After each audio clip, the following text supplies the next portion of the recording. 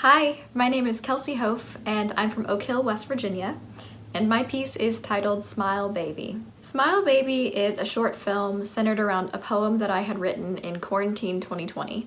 I was feeling really isolated, and I was feeling really bogged down by the constant news cycle, and I turned to poetry. I had written a bunch of poems about my feminine experience, and they just kind of morphed into one giant mega poem. And when I was approached about this residency, I figured that it would be a perfect thing to use. So it was kind of the catalyst for my film. I just wanted to talk about the hardships of being a woman or someone who identifies as a woman in this world at the moment. And my goal was really just to start a conversation. If I could reach someone who had a similar experience to me, or just wanted to talk about it, or just wanted to say, I understand, then that would be amazing. Or if I could reach someone who didn't understand the feminine experience and who this is all new to, then that would be amazing too, because I love informing people about the human experience. I studied theater performance at Marshall University, and I sort of come at everything that I do with a performance mindset. But this project really allowed me to experience and explore the things that I also really love, like writing and directing and producing a film.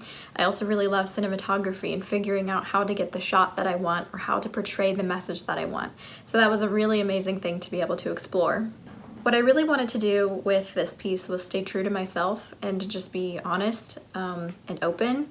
And I feel like I accomplished that, and I hope that it reaches people. I hope that they're able to relate to it, or at least just have an experience and just say, wow, I'm appreciative of what this person is sharing. I would like to thank my mentor, Ann Worley, for her words of encouragement and her wisdom.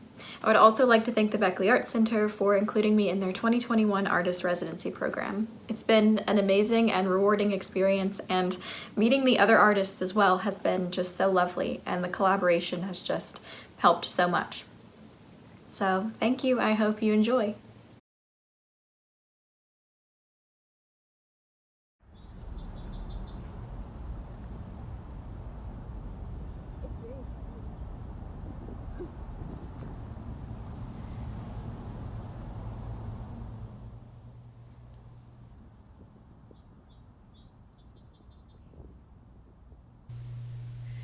The first lesson I learned in self-defense was at age 9. Hold your keys between your knuckles when you walk across the street. But, Mama, I don't have any keys.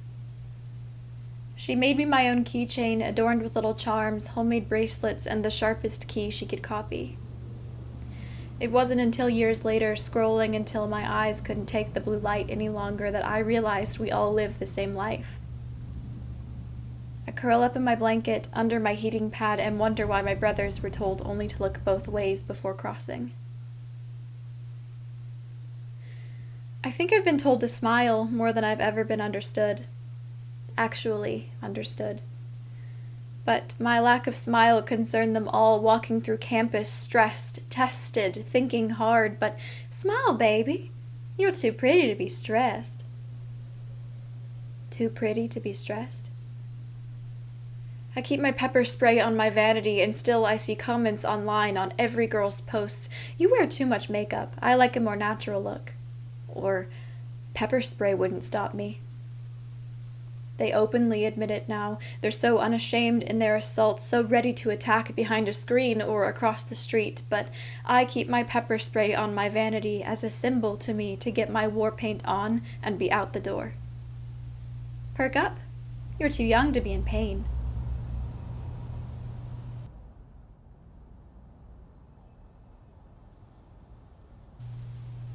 I was groped in the toy section of a Kohl's during Christmas season in 2013. I stood right behind my mom. I didn't have my keys. If only I'd had my keys. My hands were full of gifts for other people. I froze. He turned and smiled at me as he walked quickly away, my mother chasing him with the fury of a bear when she had realized why I was frozen in the middle of the toy aisle. I smiled at the cop when I recounted what happened that night. Look sweet. Look friendly. I'm not lying. I'm genuine. Just smile. I made friends with the other girls he did it to. Must have been my sweet disposition. How did you guys become friends? They ask. How do I say, the same guy grabbed us the same way, at the same store, on the same night. We talked to the same cop, went to the same courtroom, we watched the same security footage. We both read the same story that he had been sent to prison. A year later, we both read the same story that he had been released and was now living in the same town as us. But, smile, baby. You're too pretty to be stressed.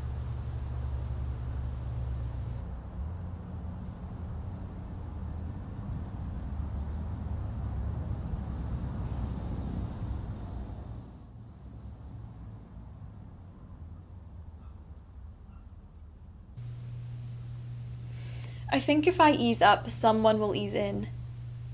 I'm shouting with megaphones, wielding picket signs with marker scribbles, screaming into the void late into the darkness, while some tall, strapping guy waltzes into my world and gets anything he asks for. The sides of my lips curl up. My eyes redden. The counter-protesters tell me I don't need rights. I stand on stages in front of lights dominated by women and somehow still governed by men. Well, the world doesn't need another actress, but if you know of any guys, please send them my way. Our god is Dionysus, but we forget the muses. Or we forget that women couldn't even step on stages for centuries, yet we were made caricatures of ourselves, men adorned with masks made to look like women and getting all the praise from our god Dionysus. Try to remember the female Greek playwrights. Try to look them up. We're sorry, your search did not match any documents. Little is known about her, there is doubt she even existed. Nothing remains of her except one mention of her name. I laugh at tragedy so I won't have to show how I've already crumbled under the light. I'm not smiling much these days. I only smile for the ghosts in my bedroom, gazing at me, making me believe that I may never truly be free. Do you ever catch a glimpse of yourself through the eyes of someone else and completely adjust your entire being? Do you do that when no one is there? I adjust the position of my chin so there is never more than one. I notice my feet pointing in at each other and my jaw tense, my lips thin with concentration, my brows raised, giving me lines. But I adjust it all so the ghostly gaze looking at me will approve of my every move. I smile in my mirror because you look best when you smile, and wait for the approval. I keep waiting for the approval. I keep smiling in the mirror and feeling the hairs stand up on my neck, haunted by the smile on my own face.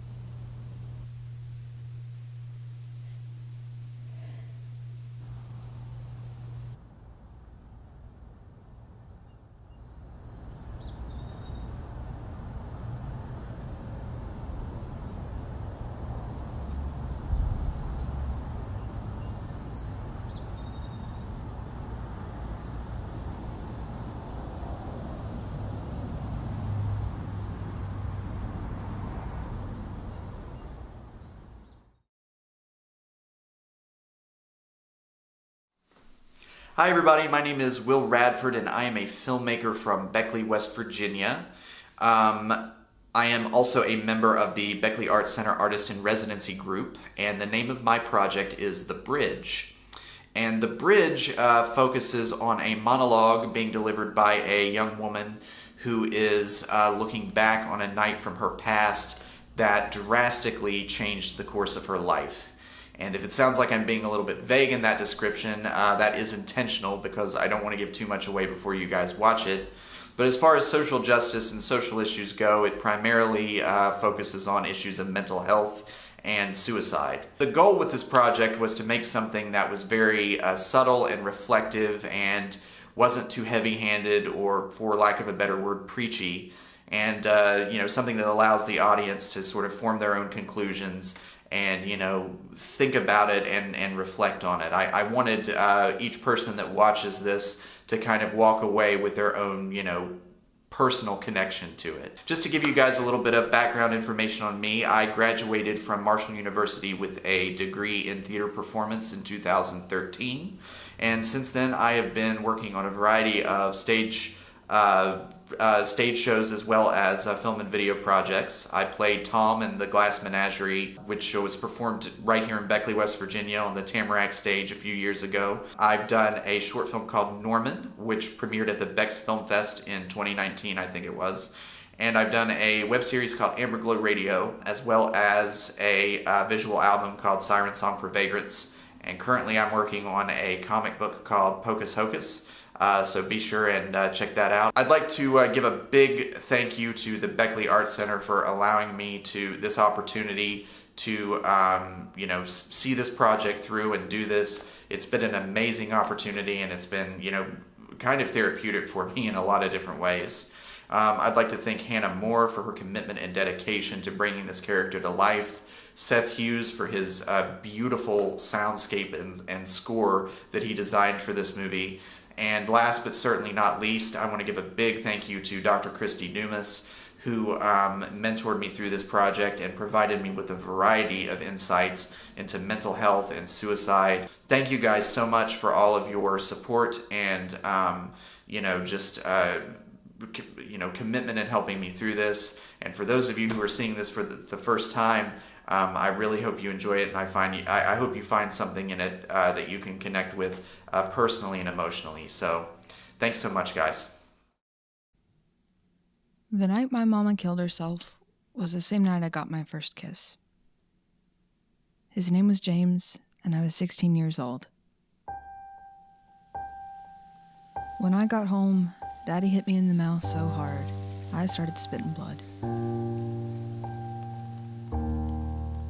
He said that Mama was gone and asked me where I'd been. I told him I was out doing homework with a friend, but he didn't believe that. He knew I'd been off with some boy. Off in the woods somewhere, hiding up in the hills with some boy. There was nothing I could have said to make him understand how innocent it was. I couldn't have told him about how James was more scared than me, how his hand was shaking when he touched my face. I had to grab his wrist just to steady him. I had to kiss him first. He was too afraid of what would happen. He was too afraid of feeling something good. I thought about Mama a lot after that. I thought about how she always seemed so happy. I wondered if she felt anything good anymore, or if she just pretended to. Maybe it felt good looking at that bridge, glowing peaceful in the light of the moon. Maybe the sound of water on the rocks drowned out all that noise. Maybe the wind against her skin felt cool while she was falling, before the rolling river broke her body into pieces. Maybe it was worth it, and the monsters living in her head were the first to die.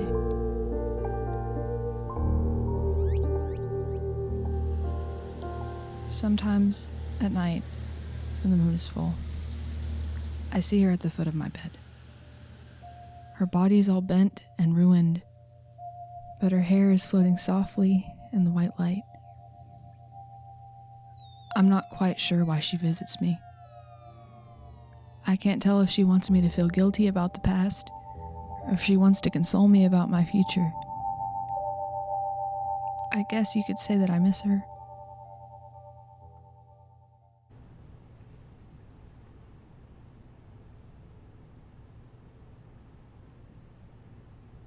But some days, I miss that night I spent with James. I can still feel his trembling hands, moving like rapids over sharp rocks.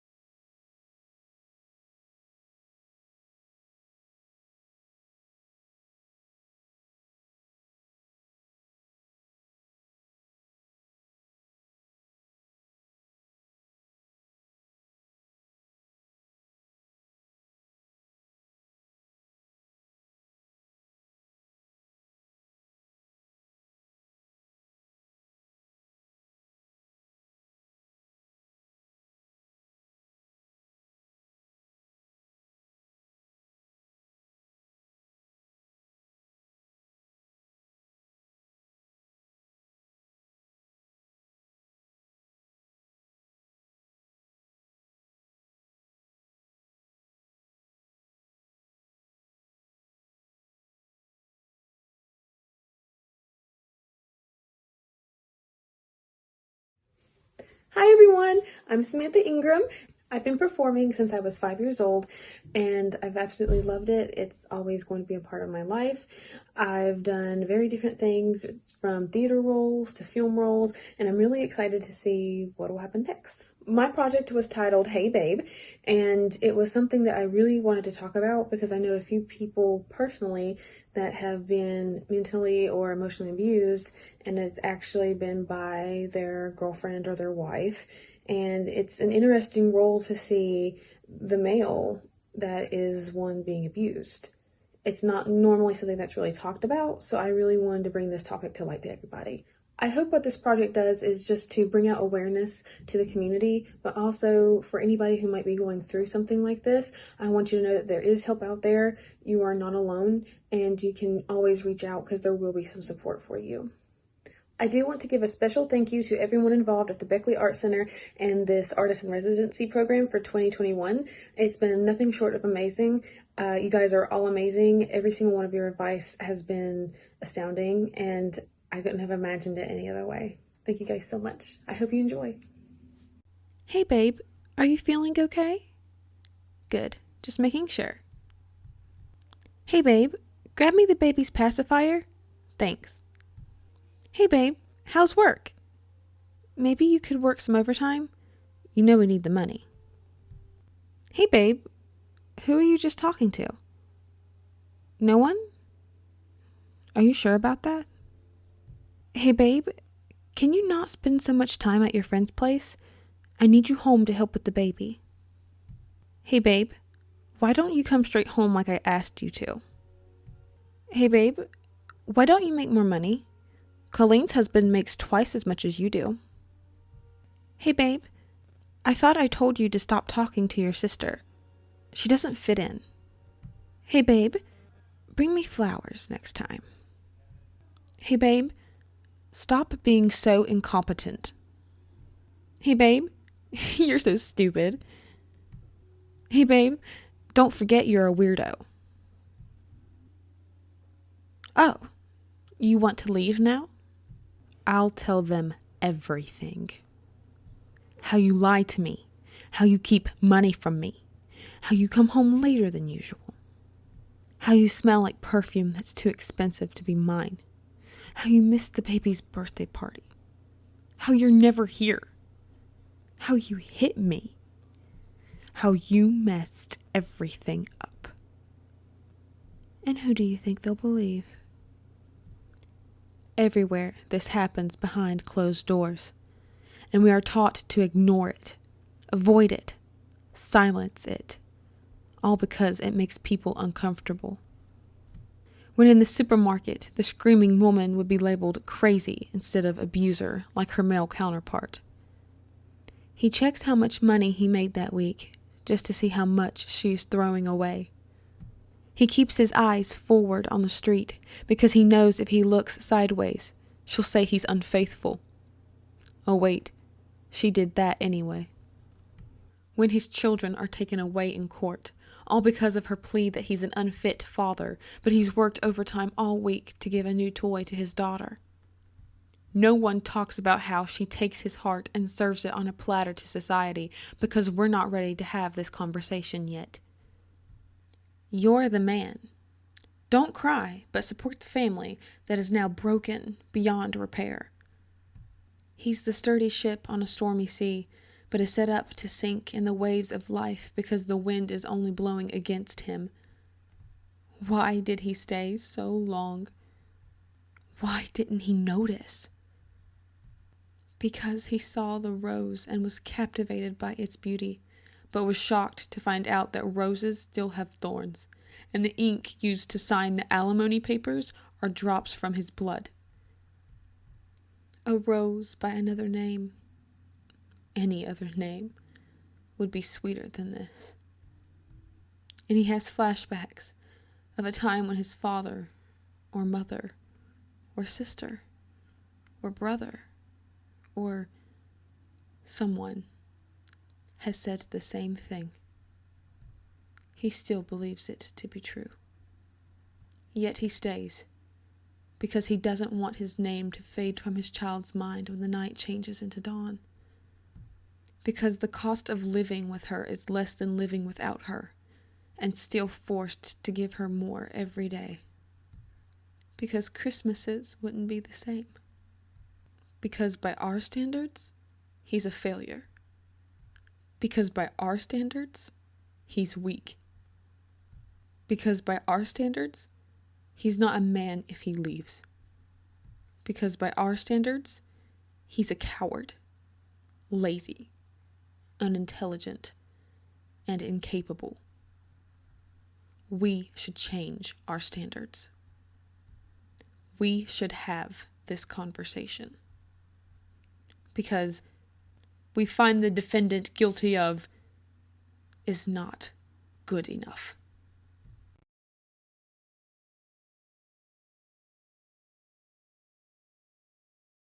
Hello, my name's Hannah Moore, and for my part in the Beckley Art Center's 2021 Artist Residency program, I created a project called Colors That Breathe. I have a background in songwriting and music performance, as well as some visual arts, and I'm currently pursuing my BA in art history, so I was extremely drawn to the idea of applying these different interests to collaboration with other local young artists and focusing on social justice issues as they pertain to Appalachia at large, and particularly our home state of West Virginia. I decided to write a series of songs that each focused on a different color and a different facet of perception. So they run black, purple, blue, green, red, and white, and they all have longer titles, which you'll see in the live performance video, which was filmed at Beckley's own Raleigh Playhouse, accompanied by local musicians Seth Hughes and Lily Moore. In these songs, I wanted to let colors be their own characters. I wanted them to interact with each other and have distinct personality in a narrative. And the songs can stand alone and still tell their story, but they're meant to be experienced together. And they start in a literally dark place, and it's about the paralysis that comes from not knowing what to do when the world is falling apart around you, to moving towards reckoning with your own wounds and weaknesses, to empathizing with other people who have had maybe extremely similar experiences or maybe vastly different experiences from yourself, to finding the next right thing and committing to doing it, even if it feels very small. I hope that this project, which ultimately became 6 songs, their live performance video, and a music video that was performed by my dear friend and insanely talented dancer Rebecca New. I hope that this project, the whole thing, serves as a microcosm of the range of emotion that we've all experienced in this past year and a half-ish, and I hope that it inspires some hope and critical thought on how we view each other. I'm so extremely grateful for the community and mentorship that I've received from this experience. In the cohort, I've been so encouraged and uplifted by Beckley's art community, and I'm finishing this project having benefited so much from the feedback and the friendship and the collaboration and so many things that I didn't realize I was missing beforehand. Thank you to Seja, Shane, and Robbie at the BAC, Kristi and Kinder, and all of our other wonderful mentors, my wonderful fellow resident artists. This experience wouldn't be anything without you all. And I don't think I would have tried such an ambitious project on such a tight timeline without your support. And to the public, this belongs to you now. So thank you for your time and for your open hearts. And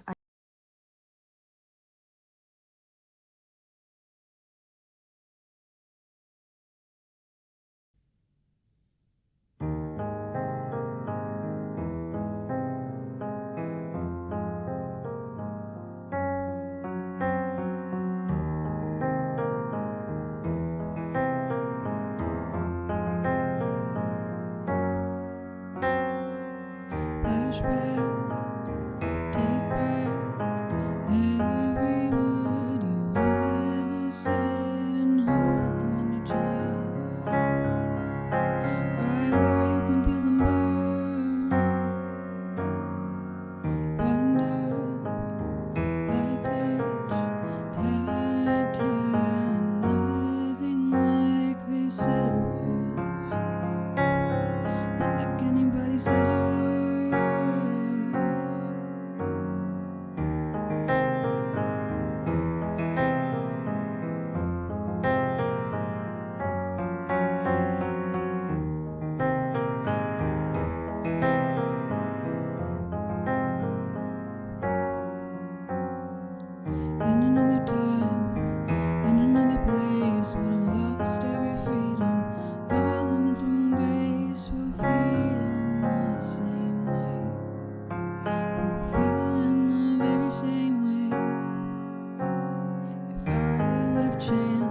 some other life, known the same sorrows, felt the same strife. I could have lost everything. I could have lost every single thing.